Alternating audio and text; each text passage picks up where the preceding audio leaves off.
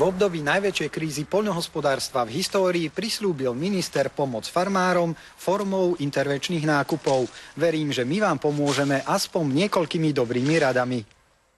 Ukážeme vám malú mliekareň, na ktorej vyrobíte žinčicu z kravského mlieka, ale aj slivovicu. Pre farmára je obrovský rozdiel, či predáva mlieko do mliekárne po 8 korún za liter, alebo vo forme kvalitných syrov po 300 korún za kilogram. O tom, že sa to dá robiť dobre a legálne, aj v podmienkach malej súkromnej farmy, si povieme v nasledujúcom príspevku.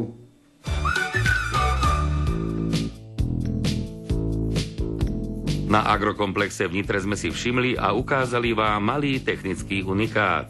Mliekareň, ktorá sa dá previesť na prívesnom vozíku za autom. Dokáže robiť na naftu alebo na elektrinu. Za 8 hodín spracuje mlieko od 5 alebo 500 kráv, podľa toho, koľko ich máte. A samozrejme aj mlieko od oviec a kôz. Vyrobiť sa na ne dajú syry, žinčica z kravského mlieka, jogurty, kečupy, ale aj medovina a pálenka. Môže totiž slúžiť aj ako vákuová destilačka. Jedna vec je vidieť mliekareň na výstave a druhá v praxi. A tak sme sa vybrali do Plachtiniec pri Veľkom Krtíši, kde na nej gazda robí od apríla tohto roka. My máme odskúšané, že je potrebné aspoň tých 25 kráv a nejakých 200 oviec. Čo všetko sa dá robiť na mliekárni? Na mliekárni sa dá samozrejme robiť pasterizovať mlieko, dajú sa robiť tvrdé syry, zrejúce syry, dá sa tam dokonca robiť aj medovina, dá sa to použiť aj ako taká menšia pálenica. My to využívame na výrobu našich syrov, jogurtov. My osobne robíme všetky tie parené syry, udené syry, dlhozrejúce syry, varíme žinčicu, robíme maslo, kvass. Veľká výhoda je to, že tento polyfood dokáže veľmi rýchlo zohriať, má svoj rozum, ako sa povie. Je to digitálne riadená mašina, nastavíte si to presne ako chcete, robíte sír presne aký potrebujete a je veľmi úsporný, nakoľko ide na naftu. Viem, že existuje možnosť aj elektriky, ale momentálne ten naftový spôsob je najvýhodnejší. Oplatí sa to aj ekonomicky? Je to ekonomicky zaujímavé.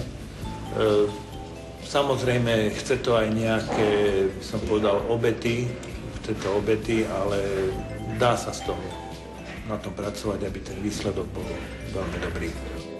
Odbyt majú väčší, ako dokážu vyrobiť, a tak mlieko aj nakupujú od miestneho poľnohospodárskeho družstva.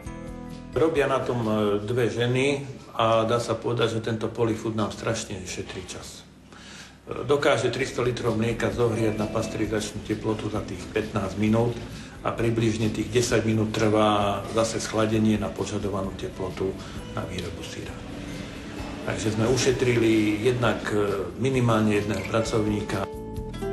Napriek veľmi dobrému odbytu v mliekarenstve existujú samozrejme výkyvy. Napríklad počas sviatkov či v nedeľu ľudia prirodzene nakupujú menej mliečnych výrobkov. A práve tu je cesta vyrábať na tomto zariadení z týchto prebytkov tvrdé zrejúce syry. Treba však naučiť slovenských zákazníkov, aby dokázali ohodnotiť dobrý, aj keď drahší syr. Tu je tip ako na to. Syry, predovšetkým zrejúce, sa degustujú tým spôsobom, že buď sa vrtákom vyvrtajú, ale v zásade sa nekrájú do hladka. I keď sa predkladajú k vínu napríklad, syry sa vylamujú na jemné hrudky, musí sa rozpúšťať na jazyku a tam vyniknú tie chute tej smotany, masla, je tam cítiť kyselina citrónová, sú tam cítiť tie látky, ktoré produkujú zrecie baktérie. S využitím vhodnej technológie sa takéto syry vyrobiť dajú i v podmienkach bežnej farmy. Zrejúci trvanlivý syr má výhodu v tom, že veľmi znižuje riziko odbytu. Už v týždni od určitého dňa, napríklad od nedele do stredy, môže vyrábať trvanlivé syry a potom na piatok, sobotu, nedeľu vyrába syry čerstvé. Ten trvanlivý syr má jednu vynikajúcu vlastnosť v tom, že on ani na hmotnosti príliš neubúda. Po výrobe, ktorá trvá zo 3 dní, tej základnej výrobe, ak syr zreje rok, za rok zretia po zavoskovaní stráca iba 3% na váhe. Pri zrejúcich syroch je minimálny čas pol roka, ale špeciálne syry zrejú aj 4 až 5 rokov.